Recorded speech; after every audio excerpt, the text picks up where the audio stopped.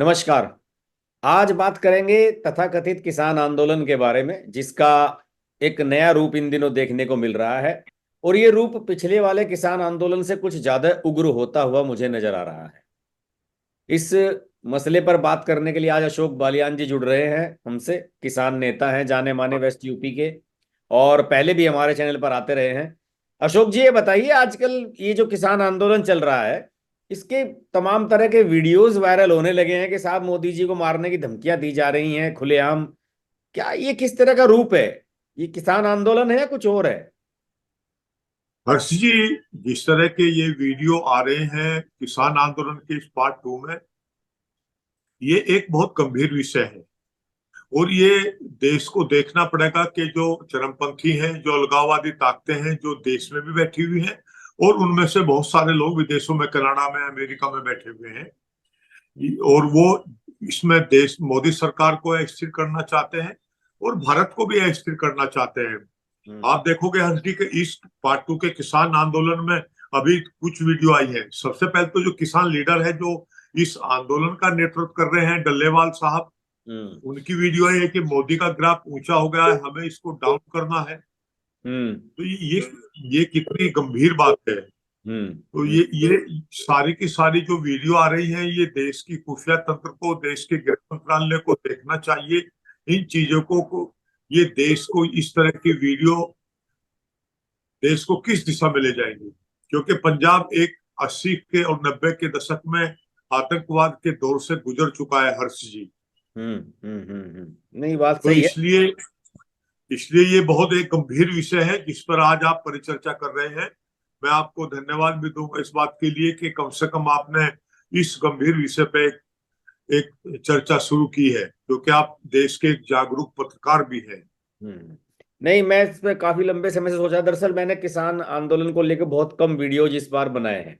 पिछले वाले को लेकर हमने काफी वीडियो बनाए थे और अलग अलग पहलुओं पर चर्चा की थी। दरअसल मैं तो यही नहीं समझ पाया कि ये किसान आंदोलन है भी या नहीं। मुझे तो सिर्फ ये लगा कि भाई चुनाव आ रहे हैं नजदीक, एक पॉलिटिकल स्टंट भी मुझे नजर आ रहा है। आपको क्या लगता है इसमें? देखिए, इसमें क्या है कि अलगाववादी ताकतें हैं, चरमपंथी हैं, और भारत के कुछ विपक्षी पार्टियों के कुछ नेता लोग भी हैं। हम्म। ये बहुत सारी चीजें छुपी नहीं है। हाँ, किसान भाई जो धरने पर आते हैं वो बिल्कुल निर्दोष हैं। उनको बेचारों को देश में क्या षड्यंत्र रचा जा रहा है नहीं पता है। हाँ, जो यूथ है सिखों का, जो आंदोलन में हिस्सा ले रहा है, उसको अलगाववाद की भावना से ओतप्रोत कराने का काम हर्ष जी किया जा रहा है। और ये बहुत दुखद स्थिति होगी कि यदि पंजाब के यूथ को ये समझा जा रहा है कि मोदी सरकार देश में एक हिंदुओं की सरकार है। अरे भाई, देश में मोदी सरकार है, चुनी ही सरकार है, इसमें बात हिंदू और किसी अन्य बात कहां से आ गई ये चीजों के लिए। आप देखोगे अभी अमेरिका में बैठे हुए पन्नू की एक वीडियो वायरल हुई है हर्ष जी। वो कह रहे हैं कि ये हिंदुओं की सरकार है और दिल्ली में जाकर दिल्ली पर कब्जा करना है। तो ये कोई किसान आंदोलन थोड़ा ही है। ये तो एक लोकतांत्रिक चुनी सरकार को उखाड़ना या उसके विरुद्ध सशर्त विद्रोह करना जैसी स्थिति है हर्ष जी। हम्म। और कुछ लोगों को इसमें, कुछ वामपंथी लोग भी मिले हुए हैं, नक्सलपंथी सोच के लोग भी इस आंदोलन में शामिल हो चुके हैं। उनकी सोच है कि सशस्त्र क्रांति के द्वारा भी सरकार को हटा जा सकता है। हम्म। वरना जब 4 दौर की वार्ता केंद्रीय मंत्रियों ने चंडीगढ़ में की है, तो दिल्ली जाने की बात पर बार बार ये आंदोलनकारी जोर क्यों दे रहे हैं? भाई, सरकार वार्ता न करती तब तो ये शिकायत कर सकते थे कि हम अपनी बात कहना चाहते हैं। और एक दुर्भाग्य और देखो हर्ष जी इस आंदोलन का, हम्म। किसान नेता, यही पार्ट 1 में हुआ था, ये पार्ट 2 में हो रहा है कि जो हम कहते हैं उस मांग को हूबहू मानो, हाँ। वरना वरना आंदोलन जारी रहेगा। तो इसका मतलब क्या है? मैं उनकी बातों से मान सपोज करो कि मैं भी एक वर्ग हूं देश का, और मैं भी किसान राजनीति से आता हूं, और मैं कहता हूं कि उनकी इन मांगों पर मैं सहमत नहीं हूं, तो फिर क्या होगा? हम्म। फिर तो कोई भी संगठन आएगा देश में और वो कहेगा कि जो मैं कह रहा हूं वो बात मानो, और जो दूसरे भले 80% जनता उससे सहमत ना हो। हाँ। तो देश में ये बहुत गंभीर स्थिति आ रही है, और इसको ला जा रहा है अलगाववादियों के द्वारा, चरमपंथियों के द्वारा, और विपक्ष में बैठे हुए कुछ नेताओं के द्वारा, जिन्हें इस देश से कोई लेना देना नहीं है। वे चाहते हैं कि किसी तरह मोदी सरकार को अस्थिर किया जाए, नहीं, देश को किस तरह बदनाम किया जाए। इससे तो मोदी सरकार को अस्थिर होने का कोई मतलब नहीं उठता, ये तो ऐसी बात नहीं है। लेकिन आप ये मुझे बताइए कि आपने जो किसान नेताओं की और इनकी केंद्रीय मंत्रियों की जो बातचीत 3-4 दौर की हुई है, वो उसका लब्बो लुभाव अभी तक आपको क्या समझ में आया, वो किस दिशा में चल रही है? देखिए, भारत सरकार के तीन मंत्री, जिसमें कृषि मंत्री थे, पीयूष गोयल जी थे, एक तीसरे और मंत्री थे, तीन मंत्रियों ने 4 दौर की वार्ता की है इन लोगों से। इन्होंने कहा है कि अगर एमएसपी पर गारंटी की कोई बात आएगी तो पहले से एक कमेटी बनी हुई है, उसकी रिपोर्ट आने दो, या फिर हम, अगर आप कहते हैं तो हम एक हाई पावर कमेटी और बना देते हैं, हम्म। क्योंकि ये कृषि राज्यों का भी विषय है और व्यापारियों का भी विषय है। अगर गारंटी का कानून बना दिया और व्यापारियों ने उस गारंटी के कानून पर ये कहा कि हम क्रय विक्रय का हम बिजनेस नहीं करेंगे, और या हम किसान की उपज को इस दाम पर नहीं खरीदेंगे, तो फिर हम अर्जी उनको बाध्य नहीं कर सकते इस बात के लिए। हाँ, रिजर्व प्राइस जैसी बातों पर हमारे भी पिछले सप्ताह कृषि मंत्री श्री अर्जुन मुंडा जी से बातचीत हुई थी, और हमने भी ये विषय रखा था कि एमएसपी को बेहतर ढंग से बनाया जाए। हम्म। किसानों की मांग तो कायदे में ये होनी चाहिए कि कृषि उपज के लिए हमें बेहतर मार्केट दिया जाए। हाँ। जब हमारी फसल आए उससे पहले आप निर्यात को खोल दो, ताकि निर्यात खोलने से जो फसलों का निर्यात होगा अंतर्राष्ट्रीय बाजार में, भारत के किसान की उपज जाएगी, तो किसान को बेहतर लाभकारी मूल्य मिलेगा। तो हर्षजी, मैं समझता हूं कि जो भी वार्ता भारत सरकार इनसे कर रही है, ये हर सुझाव को डिनाई कर रहे हैं, हर सुझाव को मना कर रहे हैं। मना इसलिए कर रहे हैं कि इनको आंदोलन को लंबा खींचना है। अगर भारत सरकार इनकी गारंटी की बात भी मान लेगी हर्षजी, तो ये तुरंत ही दूसरी बात रख देंगे कि सारी की सारी फसल व्यापारी नहीं खरीदेगा, भारत सरकार खरीदेगी। हाँ। तो हाँ। ये सकारात्मक बातचीत नहीं है, ये किसान नेताओं की हठधर्मिता है, नकारात्मक बातचीत है। वरना सरकार के साथ बैठने के बाद तो तर्कपूर्ण सुझाव दिए जाते हैं, किसानों की वास्तविक मांग पर बात की जाती है। हम पिछले 2 साल से हर्ष जी, हमारा संगठन पीजेंट वेलफेयर एसोसिएशन, देश के जो और अन्य किसान नेता हैं उनके साथ अलायंस में, हमने अनेकों बार अच्छे अच्छे सुझाव रखे हैं। अभी हमने प्याज पर निर्यात पर प्रतिबंध हटाने की बात भारत सरकार के सामने अभी रखी थी पिछले सप्ताह, और कल ये परसों जो है मंत्रिमंडल का फैसला हुआ कि निर्यात, प्याज पर से निर्यात को हटा दे रहा है। ऐसी बात नहीं है। यदि आप सरकार के सामने सकारात्मक सुझाव रखोगे तो निश्चित तौर पर मोदी सरकार जो, ऐसा नहीं है कि उसके मंत्री किसानों की बात को न सुन रहे हो। हाँ, जब आप ऐसी मांग रखोगे जिसको पूरी होना असंभव है, तो निश्चित तौर पर गतिरोध पैदा होगा, और ये किसान राजनीति के लिए बिल्कुल भी उचित नहीं है हर्ष जी। तो अच्छा, आपने कहा कि अगर एक मांग इनकी मान ली जाएगी, एमएसपी की गारंटी मान ली जाएगी, तो उसके बाद कोई नई मांग ये उठा देंगे, लंबा चलाना चाहते हैं। लंबा चलाने से क्या लाभ है? लंबा चलाने से जो अलगाववादी बैठे हुए हैं, जो चरमपंथी बैठे हुए हैं, जो विपक्ष के लोग बैठे हुए हैं, वे चाहते हैं कि मोदी सरकार का किसानों के साथ टकराव हो, और टकराव में हिंसा हो, और हिंसा में फिर सारी दुनिया में मोदी सरकार की इस बात के लिए आलोचना हो कि भारत में किसानों पर के साथ अत्याचार किया जा रहा है। तो इससे वो सोचते हैं कि उनके मंसूबे पूरे होंगे। हम्म। हालांकि मैं समझता हूं कि इन घटनाओं से उनके मंसूबे पूरे नहीं होंगे। भारत एक बहुत मजबूत और सशक्त देश है, और भारत अलगाववादियों के, चरमपंथी के दबाव में न कभी आया है और न आएगा। और निश्चित तौर पर भले ही कोई भी सरकार हो, लेकिन भारत सरकार जो है कभी भी चरमपंथी और अलगाववादियों के दबाव में नहीं आई, ऐसा हमारा मानना है हर्ष जी। अच्छा, इसका मुझे बताइए कि जो पिछला किसान आंदोलन था जो दिल्ली की सीमाओं पर चला था, उसमें जो एसकेएम बना था, उस एसकेएम से और इसको जो लीड कर रहे हैं, उसमें और इनमें क्या फर्क है, कितना बदलाव आया है? देखिए क्या था हर्ष जी, एसकेएम में पहले पंजाब के 32-33 संगठन थे, और हम्म। पार्ट 1 के किसान आंदोलन के बाद में जाके उसमें से कुछ संगठनों ने चुनाव लड़ा। उन संगठनों को वहां 2-2 ढाई हजार वोट से अधिक वोट नहीं मिली। उसके बाद में उसके 3 धड़े बन गए। 3 धड़ों में से ये उन्हीं के, ये एक धड़ा ये भी है जो डल्लेवाल और पंथेर जो किसान नेता हैं, जिनके नेतृत्व में ये आंदोलन किया जा रहा है, और इन्होंने कुछ छोटे छोटे ग्रुप्स मिलाए हैं। उसमें क्या था कि पंजाब में बहुत सारे वामपंथी सोच के नेता बहुत लंबे समय से किसान आंदोलन से दूर थे, नहीं, तो मैं आपको लेकिन रोकता, एक किसान, मिनट में रोकता हूँ आपको। इन पंजाब के जितने ये 30-32 संगठन आपने बताए, इसमें सबसे बड़ी मेजोरिटी मतलब कौन से संगठन की है जिसका सबसे ज्यादा वहां पे विस्तार है? रज्जोवाल, वो अच्छा। भी एक मजबूत संगठन है। हाँ, उनका क्या स्टैंड है इसमें? उनका देखिए क्या है कि वो भी, ये सारे के सारे एक ही थॉट के साथ काम कर रहे हैं। वो भी मौके की तलाश में है, लेकिन इस बार ये दुर्भाग्य हो गया कि बाकी इस गुटों को ये दोनों किसान नेता जो डल्लेवाल और पंथेर है, ये दोनों के भाव नहीं दे रहे हैं। न चढ़ूनी को भाव दे रहे हैं, न रज्जोवाल गुट को भाव दे रहे हैं। और ये इस आंदोलन को खुद दोनों लीड कर रहे हैं। इसलिए वो लेकिन फिर भी वो जितने भी अन्य संगठन एसकेएम के हैं, वो सारे मौके की तलाश में है कि किस तरह इस आंदोलन में घुसा जाए, या इसके पैदल एक छोटा मोटा आंदोलन जो है किया जाए, कि जैसे हम ट्रैक्टरों का प्रदर्शन करेंगे, जैसे हम लोग ज्ञापन देंगे। अभी तो वो इस तरह की गतिविधियों में ही शामिल है उसकी। लेकिन इस बार का ये फर्क है सबसे बड़ा, कि ये दो किसान नेता जो इस दिल्ली चलो आंदोलन का नेतृत्व कर रहे हैं, जो अन्य संगठनों को भाव नहीं दे रहे हैं, और न ही अपने इस आंदोलन में उनको शामिल करने के लिए इन्होंने कहा है। नहीं तो ये क्या मतलब खुद हीरो बनना चाहते हैं, क्रेडिट खुद लेना चाहते यस, ये बिल्कुल खुद ही क्रेडिट लेना चाहते हैं इसका। हैं? और ये जो इनके अपने पीछे इनकी ताकते हैं, इनके जो साथ जो है वो इनके पीछे ताकते हैं। देखो आप, ये पिछले 3-4 महीनों से तैयारी थी। 4-5 बार इन ट्रैक्टरों का रिहर्सल किया गया। इन ट्रैक्टरों में जरूरी पार्ट्स लगाए गए जो हाँ, तो मैंने देखा बैरिकेड्स लोहे को के जाल हटा वगैरह सकते लगा हैं। दिए गए, उससे पता नहीं क्या क्या हाँ, लगाया गया है। कौन जाएगा उसका घर में इंतजाम कौन करेगा इन चीजों को लेकर के।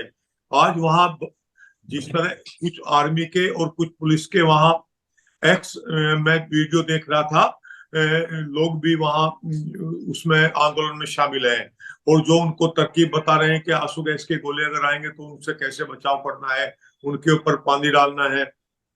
इन सारी ये तैयारी क्या कहती है, देखिए आप।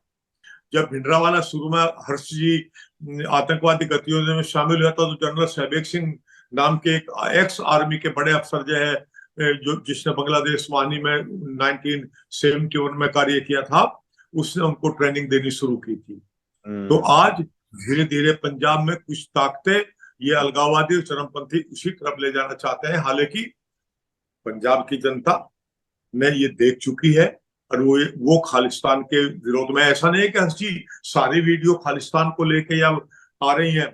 मैंने एक वीडियो आज ही हर्ष जी आपको भेजी है, उसमें पंजाब के किसान कह रहे हैं कि ये बिल्कुल गलत है, ना हम इन खालिस्तानियों के बहकाए में आएंगे। किसान तो अपने खेत में काम कर रहा है। ये कुछ ग्रुप्स हैं जो किसी से प्रभावित होकर और किसी और फंडिंग के आधार पर जो है इतने बड़े किसान आंदोलन को अंजाम देने का कार्य कर रहे हैं। हम्म। लेकिन इसमें जो है इस बार ये समझ में नहीं आया कि हरियाणा और उत्तर प्रदेश के जो किसान यूनियन और संगठन हैं, राकेश टिकैत और हरियाणा वाले भी जो हैं, वो सब लोग इससे क्यों नहीं जुड़ रहे हैं? क्यों क्यों नहीं साथ में आ रहे हैं? चलिए मैंने बता नहीं हर चीज। उन्हें मान लिया कि ये पूछ नहीं रहे उन्हें, लेकिन ये भी तो बात ये है ना कि पूछे बिना भी तो अगर अगर मुद्दे हैं तो बिना पूछे भी जाया जा सकता है। पिछली बार राकेश टिकैत को किसने इनविटेशन दे के बुलाया था क्या गाजीपुर बॉर्डर पे, जब तो अपनी मर्जी से पहुंचे थे ये? बिल्कुल हर्ष जी, आपने ठीक कहा कि तब उनको एसकेएम ने नहीं बुलाया था। और पश्चिमी उत्तर प्रदेश के कुछ संगठन जो है उसके बाद पहुंचे थे। लेकिन इस बार वो शुरू से नेतृत्व कर रहे हैं, जो पंथेर और डल्लेवाल जो नेतृत्व कर रहे हैं, वो बिल्कुल भी इनको भाव नहीं दे रहे। हालांकि अन्य किसान संगठन जो एसकेएम से जुड़े हुए थे, वो अभी भी अवसर की तलाश में है। लेकिन या तो वो भीड़ नहीं जुटा पा रहे, या भीड़ जुटाने की हिम्मत नहीं कर रहे, और केवल सरकार को धमकी दे रहे हैं कि हम भी इस आंदोलन में शामिल होंगे। लेकिन उनके पास हर्ष जी न तो 3 कृषि कानून के बारे में काले कानून बताने के अलावा कोई अन्य बात थी, और ना उनके पास कोई विजन है कि भाई हम सरकार से ये चाहते हैं, और सरकार ये तर्कपूर्ण बात है, और सरकार इस तरह किसानों की मदद करे। आप अगर हर्ष जी देखेंगे, पिछली बार तो उन्होंने दो बात बड़ी जोर शोर से कही थी कि एक तो ये इसका एक काले कानून है, उनमें काला क्या है इन्हें पता नहीं। दूसरे, एक किसानों को ये भ्रम की स्थिति पैदा करने की कोशिश करी थी कि भाई आपकी जमीनें हथिया ली जाएंगी।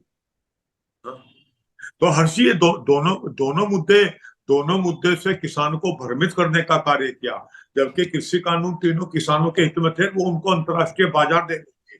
आज हम जिस एमएसपी की गारंटी की बात कर रहे हैं हर्ष जी, एमएसपी की गारंटी का तब तक किसानों को कोई लाभ नहीं होगा, तब तक उसके पास मजबूत बाजार नहीं होगा। बिल्कुल ओपन मार्केट होनी सरकार चाहिए। कोई भी आए और कितनी भी सरकार गारंटी दे, लेकिन तब तक, और उन कृषि कानूनों में किसान को एक मजबूत बाजार देने की बात थी। उसी से किसान का फायदा होगा। मजबूत बाजार तब तक नहीं होगा। अगर बाजार मजबूत होगा, किसान के हक में, हित में होगा, तो किसान को फिर किसी एमएसपी की जरूरत, गारंटी की जरूरत नहीं होगी। हर चीज एक तो बात। मुझे आप किसी दूसरी बात क्या है? एक एक फसल का उदाहरण दे के बताइए जिससे हमारे दर्शक आसानी से समझ सकें। एमएसपी वाला जो मुद्दा है, किस पे अगर एमएसपी लगाया गया तो किसान को ये नुकसान होगा, और अगर ओपन मार्केट रहती है तो किसान कैसे काम करेगा, आप थोड़ा सा उदाहरण देकर। देखिए, हाँ बिल्कुल हर्षित, देखिए 23 फसलों के न्यूनतम समर्थन मूल्य को भारत सरकार, जिसमें गन्ना भी है, गन्ने के मूल्य को दो तरीके से तय किया जाता है। कुछ राज्यों में राज्य सरकार तय करती है और कुछ राज्यों में केंद्र सरकार जो मूल्य तय करती है वो रहता है। गन्ना केवल एक ऐसी उपज है जो उद्योग में जाती है, डायरेक्ट किसान के पास है, इसलिए उसका पहले से कॉन्ट्रैक्ट हो जाता है, यानी कि एक तरह से गारंटी रहती है कि इस रेट में जाए।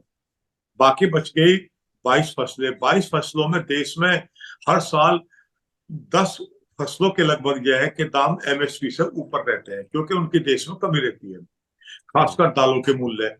मतलब मिनिमम सरसों सरसों मिनिमम रेट से ऊपर रहते हैं, जो गवर्नमेंट ने फिक्स किया उससे ऊपर रहते जो, हैं। हाँ, यानी कि बाजार किसानों के अनुकूल रहता है। तो हम्म। बाजार किसानों को अनुकूल रहने से किसानों को एमएसपी से ऊपर भाव मिलता है। हम्म। कुछ फसलें देश में ऐसी होती हैं जिनका एमएसपी तय करने के बाद भी जब वो फसल आती है उनका मूल्य गिर जाता है। किसान इसी बात को लेकर चिंतित है, लेकिन मोदी सरकार ने अपने 10 साल के कार्यकाल में, पिछले 10 साल की मनमोहन सिंह की कार्यकाल से लगभग 2 गुना ज्यादा कृषि उपज को खरीदा है एमएसपी के मूल्य। मोदी सरकार ने मनमोहन सरकार के मुकाबले में, मनमोहन सरकार के टाइम में 3 से 4% दाम बढ़ते थे एक साल में। सरकार 2 बार एमएसपी तय करती है, एक बार खरीफ की फसल के लिए एमएसपी तय करती है, एक बार रबी की फसल के लिए तय करती है। मनमोहन सरकार के 10 साल के कार्यकाल में 3 से 4% दाम बढ़ते थे प्रत्येक साल में। मोदी सरकार के कार्यकाल में 5 से 6% दाम एक साल में बढ़ते हैं, यानी कि 2 से 3% दाम मोदी सरकार के कार्यकाल में किसानों को एमएसपी के रूप में ज्यादा मिले। तो जो किसान आंदोलनकारी नेता ये कहते हैं कि भाई हमें डॉक्टर स्वामीनाथन की रिपोर्ट के आधार पर C2, डॉक्टर स्वामीनाथन ने एमएसपी देने के लिए 3 कैटेगरी बनाई थी, A2, FL प्लस C2। इनका मतलब है A2 और FL में तो किसानों के तमाम खर्चे और किसान के परिवार की मजदूरी आ गई। C2 में केवल जो किसान पैसा लगाता है फसल में उसकी लागत पर ब्याज और भूमि का किराया, 2 चीज बाकी रह जाती है जो अभी मोदी सरकार ने नहीं लगाई।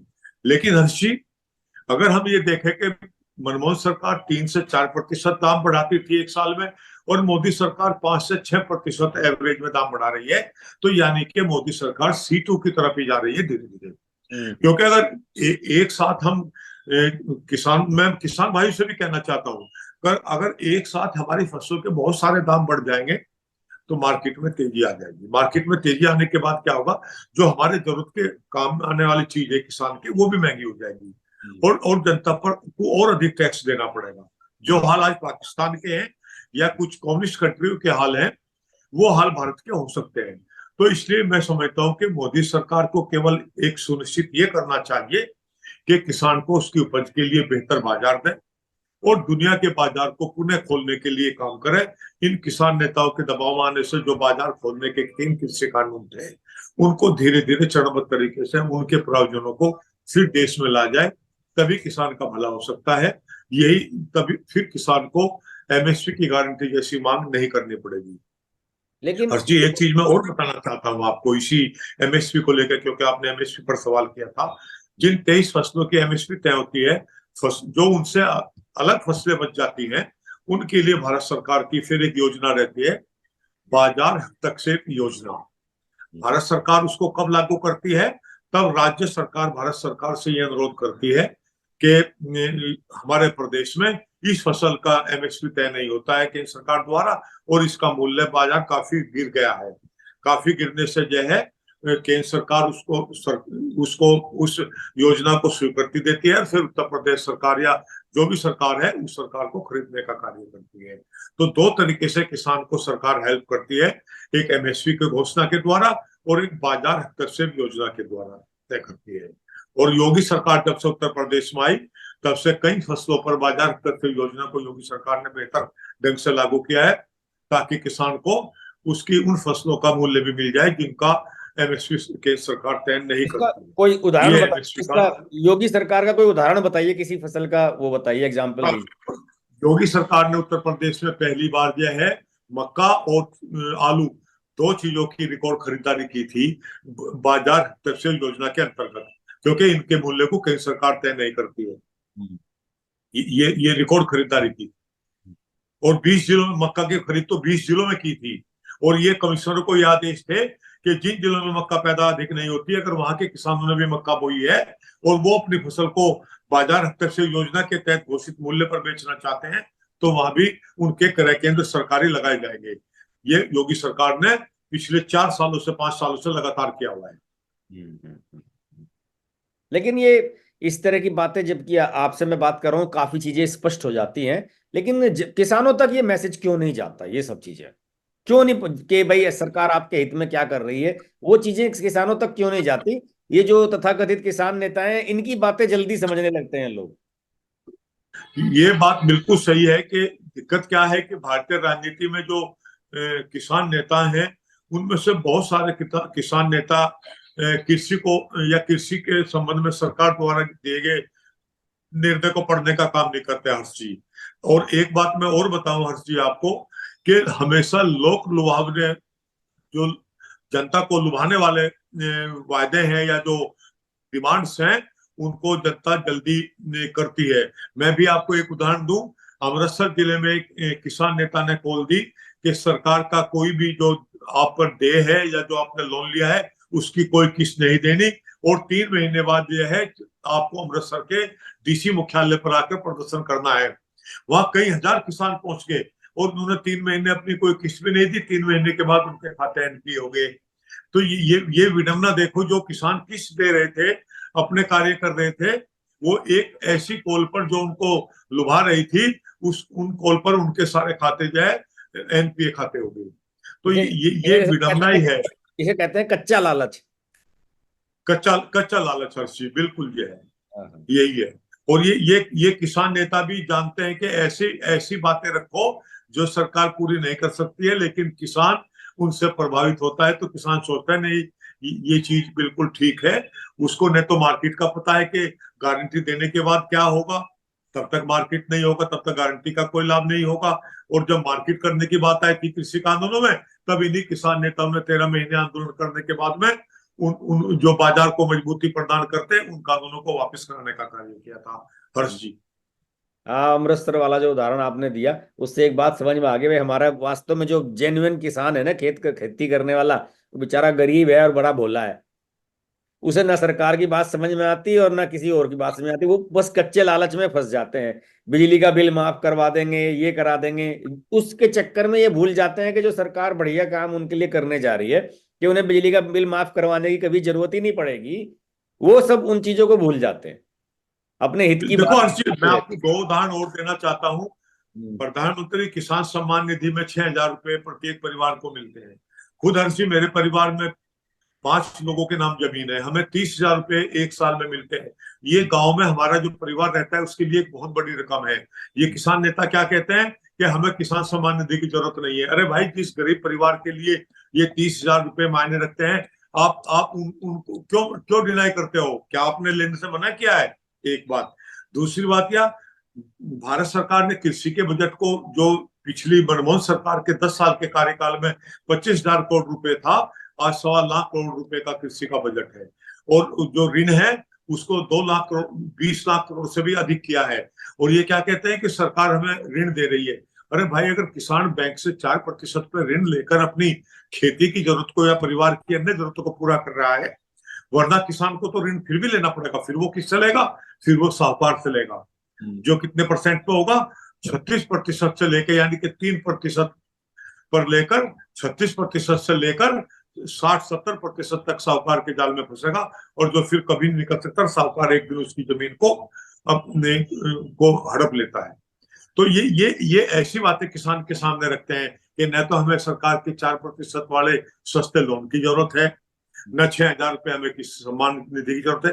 अरे भाई, भारत सरकार किसानों को ये हेल्प कर रही है, सहायता कर रही है, तो इसमें इसमें कौन सी गलत बात है यार। लेकिन किसान को ये ऐसी ऐसी बातें करके उसको बरगलाने का, उसको भ्रमित करने का, उसको बहकाने का काम जो है आज किसान नाती में बहुत सारे किसान संगठन कर रहे हैं हर्ष जी।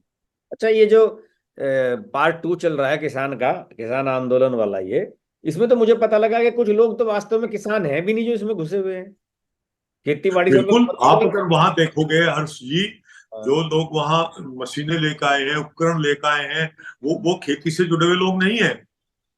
बहुत सारे लोग वहां वे हैं जो खेती से जुड़े हुए नहीं।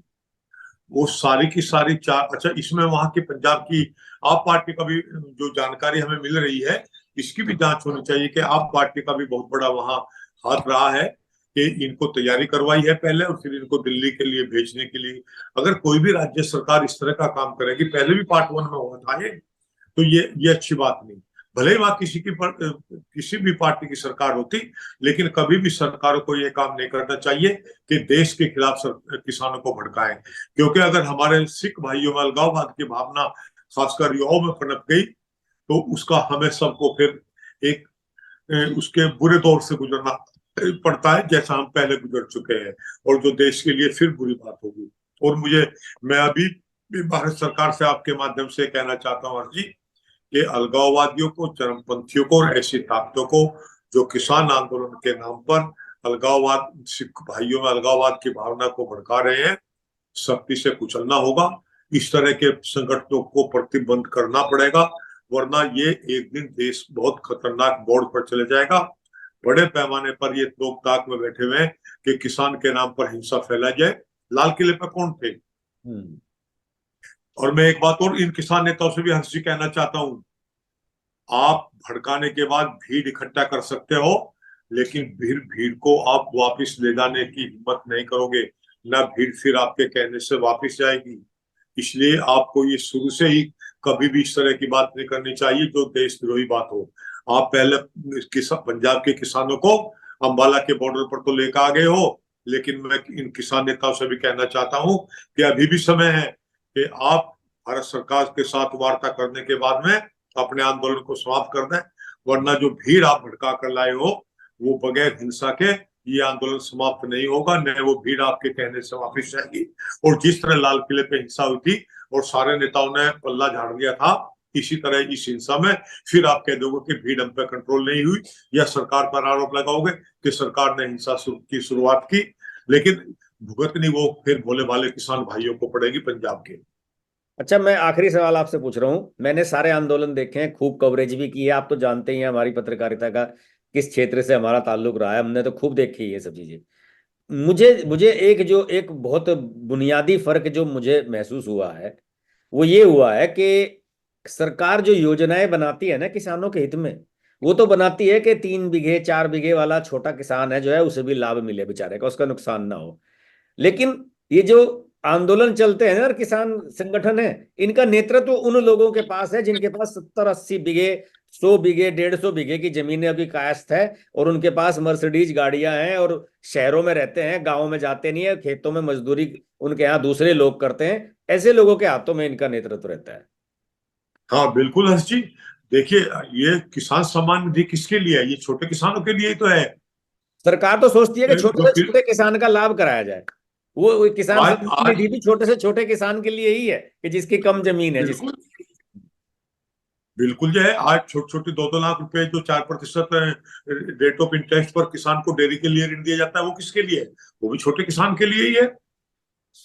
मेरे पीछे डॉक्टर संजीव बालियान जो केंद्रीय पशुधन राज्य मंत्री है, उनसे बात हुई थी कि जिन राज्यों में किसान आंदोलनरत नहीं है, वो इन योजनाओं का लाभ उठा रहे हैं छोटे किसान। और पिछले आप देखोगे कि पिछले 10 साल में दूध का उत्पादन कहीं ज्यादा बढ़ा है इन चीजों को लेकर। तो ये हर्षी, आपने बिल्कुल ठीक कहा कि सरकार छोटे किसानों के हित में अधिक कार्य कर रही है, और बदकिस्मती देखो कि आंदोलन बड़े किसानों के हाथ में है, जो 90% MSP ले रहे हैं पंजाब में धान पर, गेहूं पर। वो किसान आज नेतृत्व करके एमएसपी की गारंटी मांग रहे हैं। बिजनेस कर रहे हैं ये लोग, एक्सपोर्ट करते हैं, बिल्कुल सारा काम करते हैं ये लोग, बड़े बड़े बिजनेसमैन है। तो ये इनके बिल्कुल इनके ये जो है वो ऐसी नीतियां चाहते हैं जिससे खेती का भले ही नुकसान हो जाए, बिजनेस में नुकसान नहीं होना चाहिए। बिल्कुल। तो मैं तो हर चीज और किसान संगठनों से भी अपील करता हूं कि आपको ऐसे किसान आंदोलन का समर्थन नहीं करना चाहिए जो देश में अस्थिरता पर अस्थिरता पैदा करना चाहते हो, जो अलगाववादियों के द्वारा पीछे से संचालित किए जा रहे हो, जो चरमपंथियों के द्वारा पीछे से संचालित किए जा रहे हो। अगर कोई भी किसान संगठन ऐसे आंदोलन का समर्थन करता है तो इसका मतलब यह है कि वो अप्रत्यक्ष रूप से देश को तोड़ने वाली खालिस्तान जैसी मांगों का समर्थन करने वाली ताकतों का साथ दे रहा है हर्ष जी। अगर कोई इनका ऐसी सोच के लोगों का समर्थन करेगा हर्ष जी, और हमें सख्ती से इन चीजों को मैं सरकार से भी अपील करता हूं कि कुचलना होगा। बिल्कुल सही बात है। और मुझे मुझे आशा है कि हमारे इस वीडियो को देखने के बाद जो हमारे किसान भाई हैं सही बात समझने की कोशिश करेंगे। और अगर आप किसानों में से जो भी कोई भाई अगर इस वीडियो को देख रहा है, उसे लग रहा है कि हमने बात इसमें कुछ सही कही है, तो इसे दूसरे किसानों तक पहुंचाएं, सोशल मीडिया के माध्यम से शेयर करें, जिससे अशोक जी जैसे लोगों की बातें सामने आ सके। और अशोक जी जो है अक्सर फेसबुक पे मैं देखता हूँ कि बड़ा इंटरेस्टिंग आर्टिकल इस तरह के लिखते रहते हैं। तो आप सब किसान भाइयों से ये भी निवेदन है कि अशोक जी जैसे लोगों को फॉलो करें, इस तरह के लोगों को फॉलो नहीं करें जो खुद मर्सिडीज बेंज गाड़ियों में आते हैं और जिनके फाइनेंस जो है, फाइनेंशियल जो रूट्स हैं उनकी कनाडा में बसी हुई हैं। तो उन सब लोगों से बिल्कुल अच्छी। सावधान रहें। तो अशोक जी हमसे जुड़ने के लिए धन्यवाद, और अगले वीडियो का इंतजार रहेगा। आप नमस्कार जी। कुछ ऐसी जानकारियां और हमारे लिए जुटाइएगा। ठीक है जी, नमस्कार। धन्यवाद।